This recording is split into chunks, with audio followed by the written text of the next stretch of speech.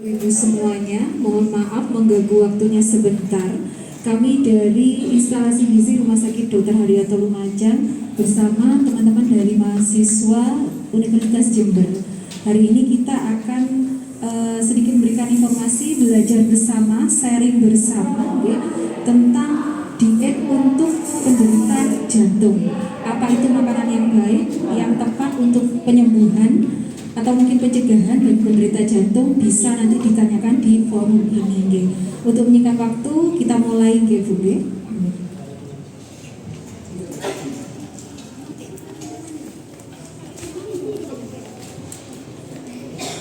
Baik, selamat pagi Bapak Ibu semuanya.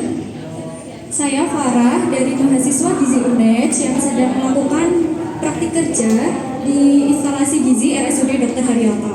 Pada pagi hari ini saya ingin mengajak Bapak Ibu semua untuk sharing dan juga diskusi bersama mengenai diet jantung. Pasti Bapak Ibu semuanya sudah tahu ya apa itu penyakit jantung gitu. Penyakit jantung itu adalah penyakit yang menyerang pada organ jantung yang terjadi akibat proses berkelanjutan di mana jantung itu terus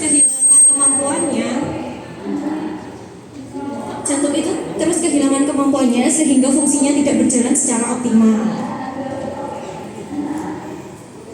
Nah, selanjutnya penyakit jantung ini disebabkan oleh dua faktor. Yang pertama yaitu faktor yang tidak dapat dirubah dan juga faktor yang dapat dirubah. Faktor yang tidak dapat dirubah itu seperti usia, jenis kelamin, dan juga genetik atau keturunan.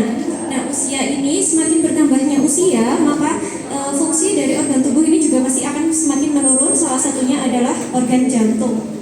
Selanjutnya untuk jenis kelamin, untuk pria itu lebih beresiko terkena penyakit jantung lebih awal karena juga biasanya pria itu memiliki riwayat merokok dan juga minum minuman alkohol. Nah, selanjutnya untuk perempuan itu biasanya lebih tinggi terkena resiko penyakit jantung ini di usia setelah menopause. Selanjutnya yaitu yang faktor yang dapat dirubah itu seperti pola hidup. Pola hidup yang seperti apa? Yaitu pola hidup sering merokok, terus juga kebiasaan minum minuman alkohol, serta harus meningkatkan aktivitas fisik. Karena aktivitas fisik ini memiliki banyak manfaat untuk tubuh. Salah satunya yaitu menguatkan jantung. Selanjutnya yaitu bisa untuk menjaga kestabilan gula darah dan juga tekanan darah. Selanjutnya yaitu kebiasaan makan. Kebiasaan makan yang baik yaitu kebiasaan makan dengan gizi seimbang. Gizi seimbang itu seperti apa? Jadi gizi seimbang itu dalam satu kali makan itu ada karbohidrat seperti nasi, ada lauk hewaninya, ada lauk nabatinya, ada sayur, mengonsumsi buah, dan juga mengonsumsi air yang cukup. Selanjutnya yaitu juga membatasi gula dan garam. Karena kalau kita terlalu tinggi konsumsi gula, garam, dan lemak, itu akan menyebabkan penyakit lain seperti hipertensi, diabetes mellitus, dan juga obesitas. Nah, penyakit jantung ini ternyata ada beberapa jenis Bapak Ibu. Yang pertama yaitu jantung koroner. Jantung koroner itu terjadi ketika dalam pembuluh darah itu terdapat plak atau sisa lemak yang menempel pada dinding pembuluh darah sehingga terjadi penyumbatan aliran darahnya. Selanjutnya yaitu ada aritmia. Aritmia itu kelainan irama jantung ketika irama jantung itu lebih lambat atau lebih cepat daripada keadaan normal. Selanjutnya yaitu kelainan katup jantung. Kelainan katup jantung itu ketika katup jantung membuka atau menutup secara tidak maksimal.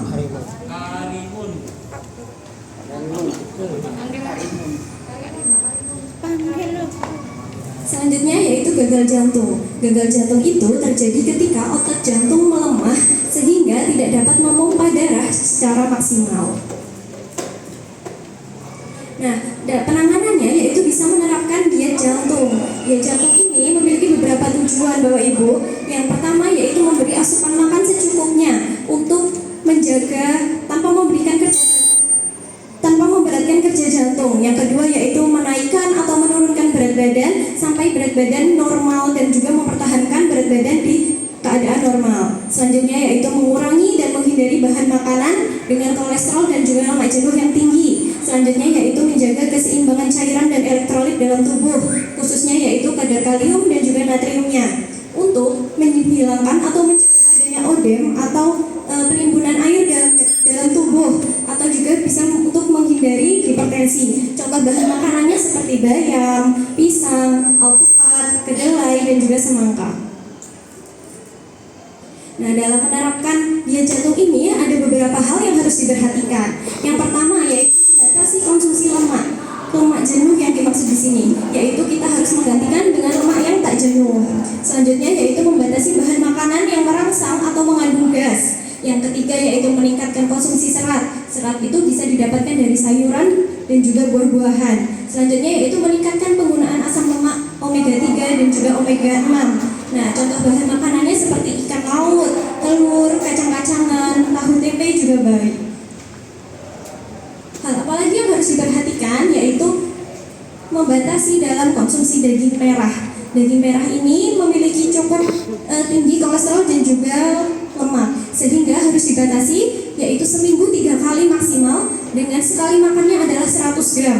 Selanjutnya juga harus membatasi konsumsi kuning telur. Kuning telur ini juga memiliki kadar kolesterol yang tinggi, sehingga harus dibatasi yaitu maksimal seminggu hanya 3 butir kuning telur. Selanjutnya yaitu mengganti konsumsi susu penuh menjadi susu yang lebih rendah lemak seperti susu skim, susu kedelai, susu almond atau susu oat. Selanjutnya yaitu batasi penggunaan gula seperti gula pasir, gula jawa, sirup atau minum-minuman kemasan manis lainnya. Karena semakin banyak kita mengonsumsi gula, maka gula ini akan meningkatkan kadar gula dalam darah. Apabila kadar gula dalam darah ini semakin tinggi, maka darah ini akan semakin kental dan akan memperberat kerja jantung. Nah, selanjutnya ada makanan yang dianjurkan dan tidak dianjurkan. Untuk makanan yang dianjurkan seperti yang dilihat itu ada karbohidrat. Karbohidrat yang dipilih sebaiknya adalah karbohidrat kompleks. Contohnya ada nasi, ada roti, ada kentang, ada mie, ada biskuit dan juga makaroni. Misalnya juga selanjutnya ada protein hewani. Lauk hewani ini ikan laut bisa, ikan air tawar bisa, daging sapi dengan pembatasannya. Selanjutnya ada ayam tanpa kulit. Selanjutnya juga telur dengan pembatasannya dan susu skim. Selanjutnya untuk lauk nabatinya yang bagus itu kacang-kacangan. Tahu tempe itu juga bagus, kacang hijau, kacang kedelai. Untuk sayuran dan buah ini sebaiknya adalah sayuran dan buah yang tidak mengandung gas tinggi dan juga bukan sayuran buah kaleng ya Bapak Ibu. Untuk sayuran yang tidak bergas itu contohnya seperti bayam, wortel, buncis, kangkung, manisa atau labu siam. Selanjutnya untuk buah yang tidak bergas itu misalnya pisang, pepaya, jeruk, apel, melon dan juga semangka. Selanjutnya untuk lemak, tadi sudah dijelaskan untuk mengganti lemak jenuh dengan lemak yang tak jenuh bisa didapatkan dari minyak jagung, minyak bunga matahari, minyak zaitun, minyak kedelai, bisa juga didapatkan dari alpukat. Nah, apakah minyak goreng ini tidak boleh dipakai atau tidak boleh digunakan? Boleh, tapi hanya ada dalam pembatasannya, yaitu 1 kali makan maksimal adalah 5-10 ml minyak goreng. Itu yang terserap dalam makanan. Atau misal juga bisa menggunakan pengaturan, misal lauknya sudah digoreng nih Bapak Ibu. Nanti sayurnya kita pakai sayur yang tanpa lemak, tanpa minyak, misalnya sayur-sayuran bening. Atau mungkin ingin sayur yang bersantan. Nah, itu boleh, tapi santannya santan yang encer dan juga pemilihan lauknya itu lauk yang tidak digoreng dengan minyak.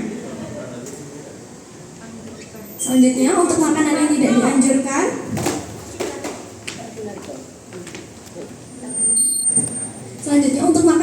dianjurkan, itu karbohidrat yang mengandung gas seperti ubi, singkong, bonde, tape, karena itu mengandung gas dan juga alkohol.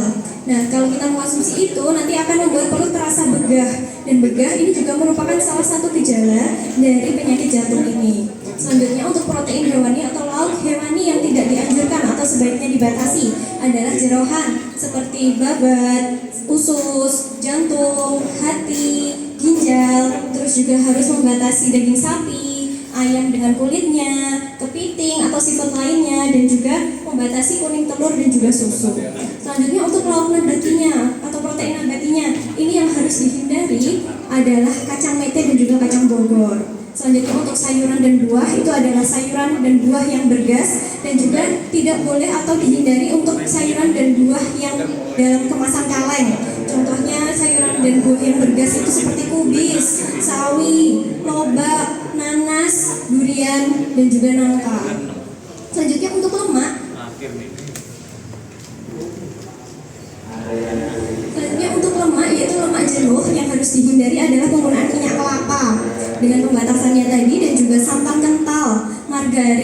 juga mentega.